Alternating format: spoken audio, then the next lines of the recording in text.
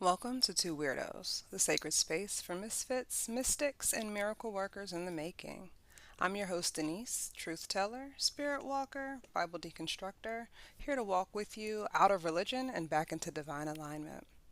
Now, let me start with this. If church folks read the Bible the way that they read fiction, like The Coldest Winter Ever, we might not even be ready for that level of literacy. But instead, what do? They skim, cherry pick, and put verses together like they're doing a bad mood board on Pinterest. They slap scriptures on situations the way some of y'all slap lace glue on a 3-week-old wig, crooked, messy, and lifting at the corners.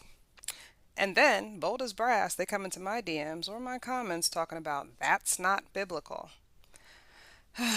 Sir, ma'am, the only thing not biblical is how you stay mad every time I pull receipts. Today I'm teaching you the mystical, literary, and the petty art of actually reading the Bible, reading this book like the story that it is. And yeah, kind of like Winter Santiago's whole messy but iconic saga. Because if the Bible isn't juicy to you, you're not reading it right. And you know the type I'm talking about. They're reading from that cracked leather Bible that they haven't touched since they left it in the back of the Toyota Camry after revival night of 2014. It's dusty, like those dollar store statues. Pages are yellowed like leftover church bulletins, and the only bookmark in it is that funeral program for Deacon Johnson. Let's fix that today. Here's the thing. The Bible is a collection of stories, and people tend to just forget that.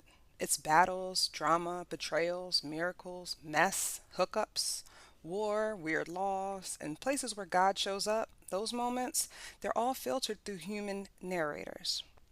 Human narrators. And if you've ever read The Coldest Winter Ever, you know that hearing it from Winter's point of view means that you get her lens, you get her bias, you get her style, not every single fact in the world. And it's the same thing with biblical narrators. You're reading it through their eyes, through their lens, and through their context. Now, here's the moral. If your text doesn't say it, you can't just make it up because your pastor told you once after service while he was serving up potato salad with extra paprika sprinkled in like it's your actual spiritual covering, okay? The way that people skip context would be like skipping the first 10 chapters of The Coldest Winter Ever and pretending that you understand how winter got caught up. Please don't play in my face like that. Imagine saying, "Oh, I read the back cover summary, so I know the entire story." That's how y'all sound when you cherry pick one verse, no context, no history, just vibes. That's why people say stuff like, "Well, Paul clearly says women can't preach." Okay, but Paul was writing a personal letter to a messy little church that couldn't keep order during service. He wasn't dropping a universal divine ban for eternity. Context matters.